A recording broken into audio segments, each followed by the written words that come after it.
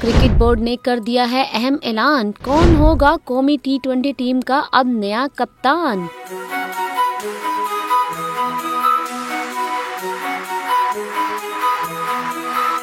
Australia में test series खेलने वाले पाकिस्तानी खिलाड़ी पहुंच गए हैं न्यूजीलैंड, क्योंकि पाकिस्तान और न्यूजीलैंड के दरमियान 12 जनवरी से शुरू होने वाली है T20 सीरीज, जिसके लिए पाकिस्तानी क्रिकेट बोर्ड ने नायब कप्तान का ऐलान कर दिया है। पाकिस्तान क्रिकेट बोर्ड ने मोहम्मद रिजवान को पाकिस्तान T20 टीम का नायब कप्तान मुकर्रर किया है, जो कि न्यूजीलैंड के खिलाफ 5 मैचों की सीरीज में नायब कप्तान के फराइज सरअंजाम देंगे। इनसे पहले शादाब खान कौमी T20 टीम के नायब कप्तान थे। ताहम बाबर आजम की जानिब से कप्तानी से दस्तबरदारी के बाद पाकिस्तान क्रिकेट बोर्ड ने शाहीन शाह अफरीदी को कौमी T20 टीम का कप्तान मुकर्रर किया था।